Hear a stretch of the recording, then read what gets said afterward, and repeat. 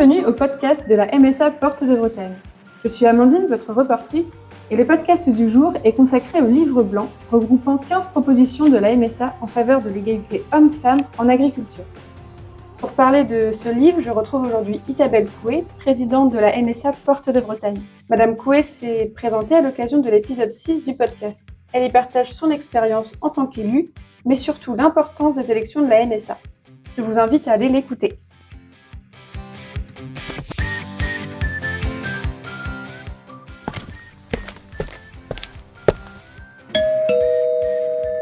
Bonjour Isabelle. Bonjour Amandine. Nous sommes également en compagnie d'Élodie Guillotel, jeune exploitante en cuniculture à Augan, mais aussi élue des Jeunes Agriculteurs 56. Bonjour Élodie. Bonjour Amandine. Élodie, pouvez-vous vous présenter en quelques mots à nos auditeurs ? Je m'appelle Élodie Guillotel, j'ai 26 ans, je suis installée sur la ferme familiale depuis octobre 2023. Avant mon installation, j'ai suivi un parcours scolaire agricole, du lycée jusqu'à la licence. Ensuite, j'ai été technicienne en élevage porc pendant 2 ans. J'ai toujours su que je voulais m'installer assez rapidement, donc c'est pour ça que dès le lycée, je me suis orientée vers des lycées agricoles. Et depuis 2024, je suis engagée chez Jeunes Agriculteurs 56, plutôt sur la partie installation. J'évoquais précédemment le livre blanc. Pouvez-vous nous expliquer de quoi il s'agit, Isabelle Coué ?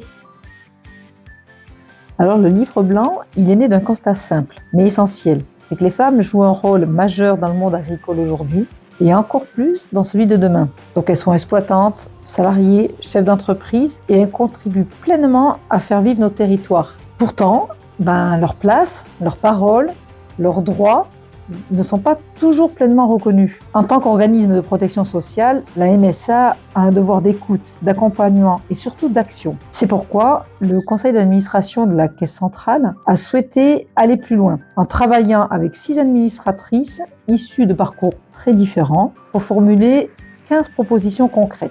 L'objectif est clair, permettre aux femmes de travailler la terre et le vivant avec la même reconnaissance sociale, économique et citoyenne que les hommes. Ce livre blanc, c'est une base, c'est un point d'appui pour construire une agriculture plus équitable, plus durable et plus représentative de celles et ceux qui la font vivre. Ce livre blanc ne s'arrête pas à un constat puisqu'il propose aussi 15 leviers d'action.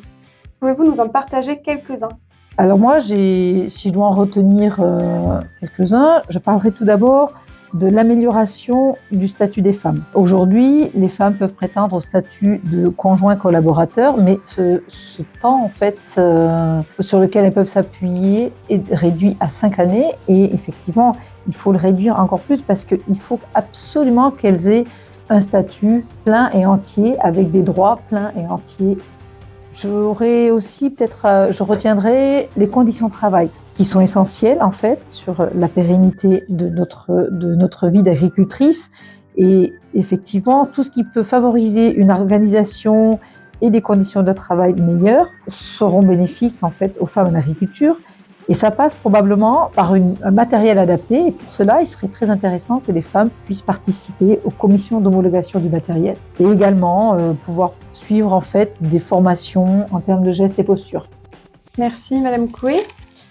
Élodie, vous avez animé avec Isabelle Coué une soirée ciné-débat sur le sujet de la place de la femme dans le monde agricole. Le film Les femmes de la terre d'Édouard Bergeon était diffusé. Qu'est-ce qui vous a marqué lors de cette soirée et lors de la diffusion de ce film ? Quels échanges ont retenu votre attention ? Alors déjà, quand moi je l'ai vu plusieurs fois ce film et à chaque fois que je le vois, je mesure vraiment la chance que j'ai de pouvoir être installée en tant que femme, sans conjoint, sans mari. Je mesure aussi tout le combat qui a été mené par nos aînés pour nos droits, pour avoir surtout pour les statuts. Et je me dis à chaque fois aussi, quel courage elles ont eu de sortir des codes, de se battre pour nos droits, sachant qu'à l'époque tout le monde devait se dire mais elles sont complètement folles, leurs idées sont extrêmes ou en tout cas une vision assez extrême pour la place de la femme. Donc moi à chaque fois je me dis quel courage et sur les débats il y a surtout une intervention, un échange qui m'a marqué, c'était le témoignage d'une femme sur le congé maternité en agriculture qui en fait est encore très compliqué. Elle était très touchée quand elle en parlait donc ça montre quand même que la réalité quand on veut être parent et agricultrice c'est compliqué. Parmi les 15 propositions du livre blanc, lesquelles vous touchent le plus, Élodie ?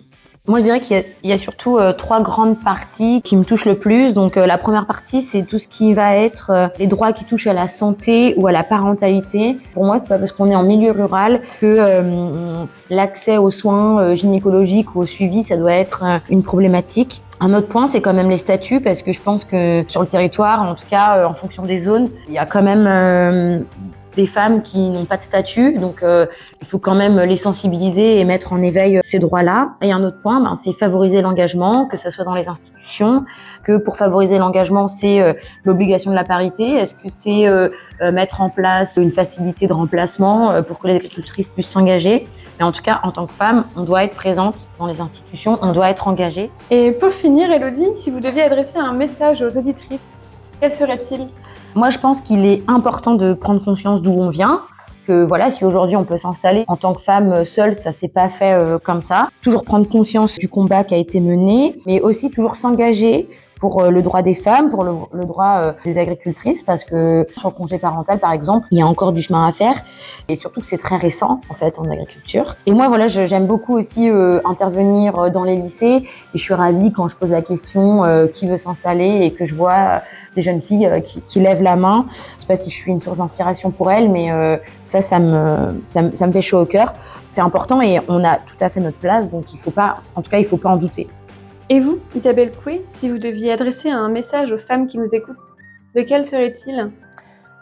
Exprimez-vous en tant que femme et agricultrice, en fait, en vous engageant dans les différentes organisations professionnelles agricoles, notamment la MSA, bien sûr, et surtout, exprimez-vous pour voter lors des élections qui vous permettent, en fait, d'élire vos délégués sur vos territoires.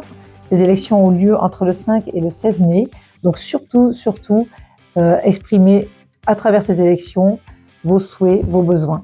Merci à toutes les deux pour vos témoignages et votre engagement. Ce livre blanc est une base précieuse pour faire bouger les lignes et surtout, il nous rappelle que l'égalité, ça se construit ensemble chaque jour. Merci à vous qui nous écoutez. N'hésitez pas à partager cet épisode autour de vous. Vous pouvez retrouver le livre blanc sur le site internet de la MSA Porte de Bretagne dans votre MSA, Les femmes dans le monde agricole, 15 propositions pour les femmes en agriculture.